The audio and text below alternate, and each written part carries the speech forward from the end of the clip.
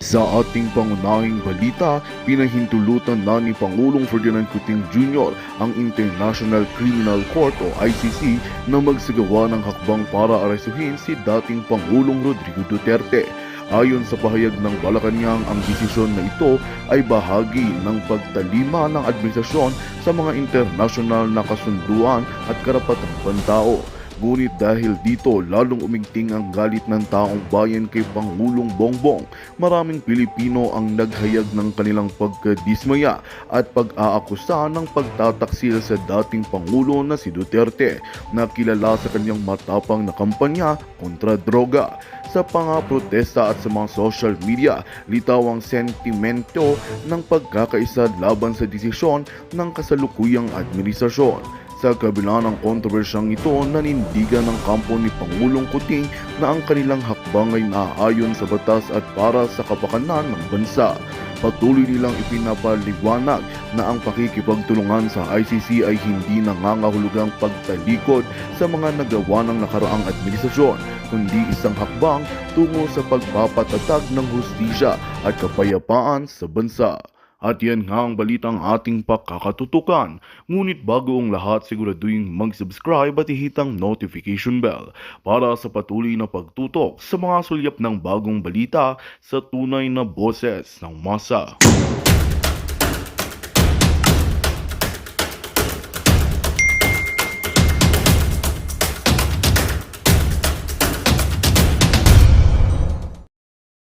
The inconvenience. Okay, balikan natin. Pinalibing si Senyor. Dahil sabi ng Pangulong Duterte, para matapos na ang mga hidwaan ng pula, puti, dilaw, at matapos na ito, matigil na ang ating pagkawatak-watak, ilibing si Senyor dahil siya naman ay naging sundalo. Okay? So ngayon, pinalibing, sabi ko nga, walang utang na loob itong mga pamilya mo, Senator Amy Marcos. Yung bangag mong kapatid, napakawalang utang na loob, may pamano-mano pa si Irene, okay, may pamano-mano pa kayong lahat kay Inday Sara, ang inyong mga tawag dito, pangbubudol, di ba? November of 2016, pinalibing si Senyor para matapos na ito. Sabi ni Duterte, para matapos na ang mga issue kahit na sa kabila ni Kiko Matching, si Risa, si Lenny, sabi pa nga ni Lenny, sabi niya parang ano daw, parang ang ginawa daw ng ang ginawa daw nitong tawag dito, ang ginawa daw ng mga Marcos dito ay parang what? Naalala niyo ba, mga palangga, kung anong sinasabi nila? Huh? Like a thief in the night. Remember that? So pinalibing, tapos gusto ni Kiko ay ipahukay. Pero nasaan na ngayon yung sumisigaw na yan? Nasaan na sila na ipahukay si Marcos Sr.? Wala na, kasi yung pala, ang mga walang hiya ay pare-pareho lang sila ng mga halang ang mga bituka na hindi sila para sa Pilipino, kundi para sila sa mga personal na interes para sa paghihiganti. Kahit na kahit na hindi sangkot, na ilagay sa Guinness ang pamilyang Marcos, nakawatan, 'di ba? Pinatawad at binigyan ng maayos na burial si Senyor. Tayo naman nabudol, mga palangga. Nabudol ng bonggang-bongga at tayo ay nagpatawad. Tapos ngayon, ang gaganti nila ay ipapadampot si Pangulong Duterte sa ICC, which is illegal. Ayon nga sa ating magaling na abogado, okay, kay Spokes Harry Roque, ang kanilang gagawin ay illegal na pag-aresto kay Pangulong Duterte ditong Interpol, itong ICC na yun. Wala naman silang kapangyarihan na mag-aresto ng isang Filipino citizen o parang himasok sa atin the fact na wala na tayo sa ICC. Kaya napakasinungaling ni Bangag Jr. na sinasabi niya na sinusuportahan niya ang Pangulong Duterte, continuity daw, ganyan. At siya daw ay umaayon sa Pangulong Duterte na dapat hindi tayo panghimasukan ng ICC dahil may sarili tayong soberenya, eklabush. Mga walang utang na loob ang mga hinayupak Ito ang pinakamasama sa lahat ng mga jejemon sa balat ng mundo na matapos sila sa kabila ng galit ng mga dilawan noon. Di ba? Nagdesisyon ang Pangulong Duterte na sinabing, sige, ipalibing na yan para matapos na. Pero ito mga inayupak na to dahil sobrang ganid talaga, sobrang sama, ay gustong burahin ang Pangulong Duterte, ang mga Duterte, sabi ko nga sa political arena o political spectrum. At ito talaga ang gagawin nila. Last year pa lang sinasabi ko sa inyo, lahat ng mga Duterte at lahat ng mga kritiko, lahat ng mga supporters sa mga Duterte ay gusto nilang gurgurin. Recently, di ba? Nagkinasuhan ni Trillanes. Okay? Si Pulong at si Pulong kinasuhan din siya. Okay? So, ang author nito lahat si Liza Tanas. Ganito kawalang hiya itong mga ginayupak na ito mga kababayan. Na dapat sila talagang doon na namumuhay sa Gimpierno. Hindi dyan sa Pilipinas, sa Gimpierno kasi Gimpierno ang mga binibigay sa inyo. Like now, ang nangyayari sa Davao 12 hours ago, yung mga SWAT na nakapaligid doon sa KOJC, doon malapit sa airport, di ba? Ng Davao. Nagda-random check sila at doon sa mga properties ni Pastor Quiboloy, hinaharas ang mga kawawang miyembro ng church. Nakita ninyo, nasagot na rin yan ng ating mga magagaling na abogado na pwede silang kasuhan, pero wala silang takot sa kaso kasi kaya nilang baliktarin ang tama, kaya nilang magsinungaling. Kaya ikaw, Senator Bato, I'm telling you, nagpa-interview ka na sinasabi mo, masama loob mo dahil nangako sa'yo si Bangag Jr. na hindi niya hayaan na makapasok ang ICC. Oh, ba't ka nagpapaniwala? Ang sabi ko sa'yo, Senator Bato, hindi ka gusto ni Lisa at ng mga yan. At yang mga yan, kahit gusto ka sa una, kapag wala ka ng silbi, wala ka ng gamit o nag-criticize ka sa kanila, kaya kang ipagurgor. Kaya sabi ko sa'yo, ipatawag mo si Lisa Ahas sa Senado dyan sa PIDEA Leaks na yan. Okay? Anong sabi mo? Lumigiyak. Okay? So ano ang sinasabi mo, Senator Bato, ha? Hindi ka kasi nakinig sa amin. Ang sabi namin, ipatawag mo si Lisa Araneta Marcos sa PIDEA Leaks dahil siya ang itinuturo o pinangalanan ni Picoy, na alias Picoy, di ba? Ni Romy, doon sa video na si Lisa at si James Kumar ay gustong o sila ang magiging tagagurgor kay Agent Morales. Anong ginawa mo, Senator Bato? Ano sabi mo, hindi na muna natin ipatawag yan. Ganyan-ganyan, hindi naman natin pinoprotektahan ng presidente. Imagine mo, Jotang Genemes, bakit nabubuisit ako sa iyo, Senator Bato? Pagkakataon mo na, ikaw na nga lang yung kakampi ng mga Duterte, pangkampi ng bayan. Diyan sana, doon sa PIDEA Leaks, pinangalanan na si Lisa ay gugurgurin si Morales, pwedeng ma-atake sa puso o masagasaan, di ba? Sabi mismo ni alias Picoy, anong ginawa mo? Ayaw mo ipatawag. Wala namang immunity ang bruhang yan. Ayaw mo ipatawag kasi wala kang balls. Now gawin mo, ipatawag mo. Alam mo, ayaw ko. Naniniwala pa rin ako sa iyo, Senator Bato, nakakampi ka ng tama. Pero kung ayaw mo ipatawag yan, kayo nila Jinggoy yan, Jonggoy. Dalawa kayong mga puti ang itlog. Lahat kayo mga puti ang itlog. Mga buwisit. Ikaw, Senator Bato, total, ikaw pa rin naman ang chairman dyan. Ikaw pa rin ang chairman dyan sa Committee on Drugs na yan and Public Order. Ikaw pa rin, di ba? Hindi ka pa tinatanggal. Bakit hindi ka magbukas bakit hindi mo ipagpatuloy? Imagine mo, nakaligtas ang isang Indiano sa kanyang kaharapin na kaso na mastermind at kasabwat siya ni Lisa para sana magpagurgur o sana, magpagurgur kay Morales ang ito ay hindi pumayag sa kanilang kagustuhan na magpabayad or what, di ba? Ano ngayon ang napala mo? Hindi ako natutuwa na ikaw ay mapahamak, di ba? Kasi naniniwala ako na you're still with the Duterte. Okay? And you're still for the truth. Pero dun sa moment na yon, nung hindi mo pinatawag si Lisa, kaya binoljak ka namin. Ikaw ngayon, tumayo ka. Huwag ka nang magpa-uto-uto dito sa mga bangag na ito. Huwag ka nang umasa, Senator Bato. Sinuportahan kita. Para may nangyayari ngayon na wala na naman yung Facebook ko. May nangyayari na naman palangga. Alright? So, by the way, hayaan mo na. Ha? Asan ka ngayon? Ipatawag mo. Imagine mo mga kababayan, pinangalanan ng First Lady at si James Kumar na kapag hindi pumayag si Morales ay yung dalawang yon ang mastermind para ipagurgor ang isang Pilipino na katulad ni Morales. Nag-fail ka, Senator Bato. Ikaw, Jinggoy Estrada, pinakontempt mo si Morales. Asan kayong dalawa ngayon? Asan si Robin Padilla? Mawala kayong balls. Diba?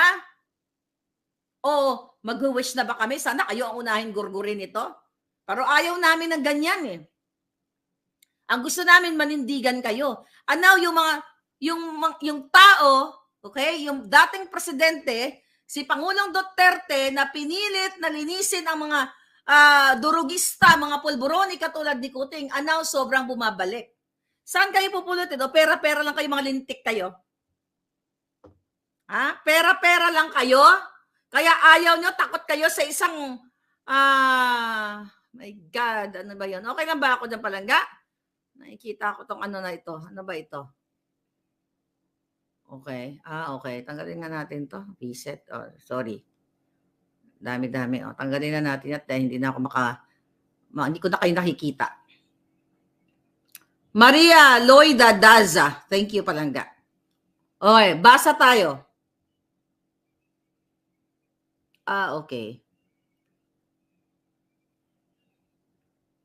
Alright. Ano sabi? Warrant of arrest ko? In your dreams.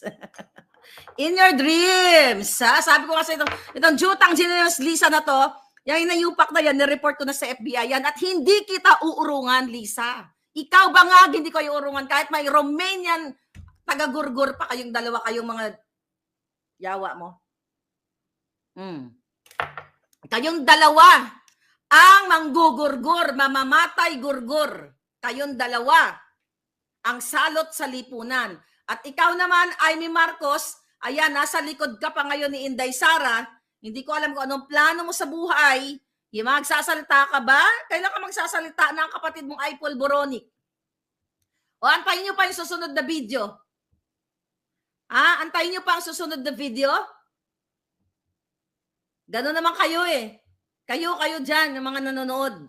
Okay? Antayin nyo pa yung authentication. Di ba, libibang kukuha nyo naman lahat yan. Lahat yan ibibigay sa inyo. Sige, magpakyut muna kayo dyan. Mag-ano muna kayo. Magtiis muna kayo sa kahirapan. Bahain na uli kayo dyan. Pag umulan, ganyan. So, yun na lang muna ang gawin ninyo kasi parang okay lang sa inyo na bangag itong presidenteng ito. Okay lang sa inyo na si Lisa ay kidnapper. Okay lang sa inyo na si Tambaloslos ay nagdo-donate ng $2 million sa Harvard. Pero yung kanyang bayan, wala kayong malamon, walang mga pang-aral ang inyong mga anak, pero nag-donate sa Harvard ng $2 million. Okay lang sa inyo na si Lisa ay kumukolekta sa mga gambling institution, sa PAGCOR, okay lang sa inyo yan, multi-million yan. Sabi ko nga, baka 70% o 80% of the budget nasa kanila na eh. No wonder gusto nila akong ipagurgur. No wonder gusto nilang ipadampot si Pangulong Duterte, ipadampot ka ba to, ipadampot lahat ng mga allies ninyo. Dinamnamin ninyo. Pero I don't think magwawagi ang mga yan. Walang nameplate. Sabi ni Floren, Miss Maharlika, sa Amerika kapag yung police walang nameplate or badge number, lawsuit agad at millions of dollars yung settlement sa city, di ba? Yes! Pero dyan sa Davao, ang mga buwaka ng inang mga polis, meron bang mga polis na alagad ni Marcos Jr.? Ito, tignan natin ito. Nangyari ito. Ito. Nakaganyan sila. Nakaparang mga Sparrow unit ba tawag doon? Parang nakaganon sila o parang mga hold-upper, naka-cover na ganyan. At hindi mask yung suot nila, parang malaking ganyan, para talagang nagmamas sila. Tama ba yan, mga kababayan? Ikaw kung matinukang nakikinig sa akin, Tama ba na itong mga pulis na ito nag-serve and protect daw, napaikot-ikot dyan sa mga establishmento ng Davao, pero nakatago sila, wala silang badge. Anong ibig sabihin yan? Yan ay, ang ibig sabihin, ready silang manggurgur ng tao. At pag nang bratatatat sila sa inyo, tataka sila, hindi mo nga lang na, syempre, kahit videohan mo, mahirap i-identify kasi halos ang mata na lang ang nakalabas. Then, walang badge. Ano ang intensyon ng mga pulis dyan sa Davao? I-provoke ang mga KOJC members. I-provoke nila pag meron isa dyan na talagang hindi napigil yung kanyang galit, tapos yun ang gagamitin nila na mangingitil ng buhay dyan. Yan. And I hope hindi mangyari sa inyo. Dahil yung iba sa inyo dyan na mga halang ang kaluluwa, na mga dilawan, pulawan, ay okay lang sa kanila kasi mga lutang kayo eh. At yung iba, mga bayad nili Satanas lumalamon, bawat butil ng nilalamon nyo ay galing sa kaba ng bayan. At itong mga ginayupak na gobyernong ito, ng bangag na ito, walang tigil sa kakahakot ng pera ninyo. Kaya sabi ko minsan, kung pwede nga lang, tunawin na lang lahat ng mga lahat ng mga politiko, tunawin na lang sila lahat at palitan ng bago ng bata. By the way, mga kababayan, abangan nyo after nito, ay meron tayong interview alas 8. Okay? May interview tayo alas 8. Abangan nyo yun. Kabog yun sa banga. I will tell you later pag nandulo na tayo sa interview na yun. Ferry Aflen, thank you so much. Josephine Hontilia, thank you palaga. Maria Loida Dasa, thank you. Okay, magbasa tayo ng comment. Takot si Bato, mas matapang si Trillanes. Duwag din yan si Trillanes. Okay? Duwag yan mga pala. Provoke sila para may dahilan ng declare ng martial law, sabi ni Glenna. Yes, isa pa yan. Diba? Ito namang mga men and women in uniform. Nasa inyo na yung video. Ngayon mga kababayan, gusto ko sabihin sa inyo. Yung video yung pinakita ko, merong kopya itong men and women in uniform. Ang karamihan sa kanila. Yung ibang video nasa inyo na. Hindi ko alam, ba't pa kayo? Tahimik kayo. Imagine nyo, ang boss nyo bangag. Sumisingot. Mas maganda yung resolution na hawak nyo, di ba? Ano pa inaantay nyo? Kulamin ko kayo? Natayo yata, kulamin ko kayo lahat. Siguro ko, tsaka kayo magkikilos-kilos. Mga giatay ka mo. Ngayon, mga kababayan. Anong ginagawa ni Marcos dahil effective tayo? Nakakasabi ni Galaxy, nakakalungkot ang nangyayari sa Pilipinas. Kaya nga kailangan yung kumilos. Kailangan yung tapusin na ang mga vangag. Recently, nag-post si Kuting.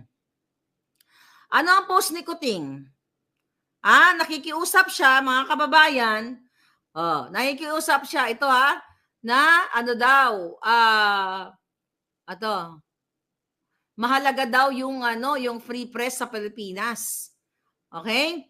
Sabi dito sa balita, iginiit ni Marcos Jr. ang kahalagaan ng pagkakaroon ng free press para maisiguradong gumagana at buhay ang demokrasya sa bansa. Napakasinungaling ng putang. Jutang Geninisto. Baka ng Genimistong Addictus Benedictus na ito.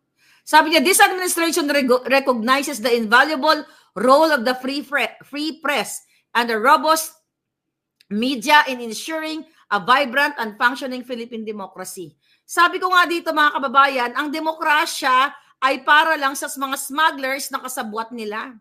Sila lang ang may kalayaan. Sila ang may demokrasyang mag-smuggle ng pulburon at ng lahat ng pwedeng smuggle sa Pilipinas. Ang sinasabi ni Kuting na demokrasya ay demokrasya ng pangingidnap ng kanyang asawa mula sa Turkey ng 2 menor de edad. Yan yung demokrasya na sinasabi niya. At ang demokrasya nila na may kalayaan silang takutin, sindakin, ito mga mainstream media, kaya naman ang mga kipay nila ay umiikot at nagpapasungal-ngal na lang ng pera ng bayan, mga walang balls, mga duwag, walang napaka-unprofessional, mga kawatan na rin kayo dahil kayo ay nagpapaniwala dito kay Lisa Tanas. Ikaw, Cheloy, kailan ka magre-resign? Akala ko ba sukang-suka ka na? Dahil kinakawawa ka ni Bukangkang. Ang sabi ni Kuting, in this time of unregulated social media, of fake news, and artificial intelligence. Now, more than ever, we need your help. Okay? We need your help, sabi niya. Sabi ng Hitad, in empowering our people to distinguish the truth from fiction and facts from blatant lies. Julul, ay sinasabi niya dito, AI kayo. Imagine mo, sinabi nila yung pre-op, an authority to op, yung una kong nilabas, tapos yung sa PIDEA, naglabas sila kaagad na AI deepfake, tapos biglang mayroong witness si Jonathan Morales. O, sino ang AI? Ikaw, bangag. Kayo mga inayupa ko sana, lipulin na kayo ni Satanas. Mga yawa ka mo. Okay? Ngayon, ang sinasabi ni Bangag dito, mga kababayan, nangagba ng Addictus Benedictus, social media, sa social media ka nanalo. Ni piso wala kayong binayad sa akin. Ha? Nabudol. Okay ba tayo sa YouTube, no? I don't know ba't ang nangyari. May nag-message na naman sa akin. Ngayon, mga kababayan, fake news, ikaw, Marcos Jr., ang pasimuno ng fake news. Ikaw yung nasa video. Huwag ka magsinungaling na Koreano. Kasuhan mo ako kung hindi ikaw ang nasa video at ipapalunok ko sa'yo, papalamon ko sa'yo ang authentication. Kago ka? Napakasinungaling mo. Ikaw ang deepfake. Sino yon? Sige, ilabas mo nga yung Koreano na sinasabi mo. Gesture, yung pagsingot, ikaw yon. Wala nang iba. Dahil kilala ka ng pamilya mo, ng kapatid mo, ng mga kaibigan mo nagsisingot din na ikaw ay Addictus Benedictus, dumudugo na ilong mo sa kakatiran nyo ng pulburon kasama yung asawa mo na Bartek. Napakasinungaling mo. Fake news, unregulated. Oh, kayo lang ang well, sa bagay. Okay? Kayo lang ang nagre-regulate ng gusto nyong balitang kasinungalingan. Kita mo, napakasinungaling mo na may 5,500 flood control ka. After 2 days, sinagupit ka ng langit. Pinak-check ka. Sino sinungaling? Ang tao, ako o ikaw? Sinabi mo, naghalukay, nag-extract ng tuniladang basura. Bumaha. Sino sinungaling?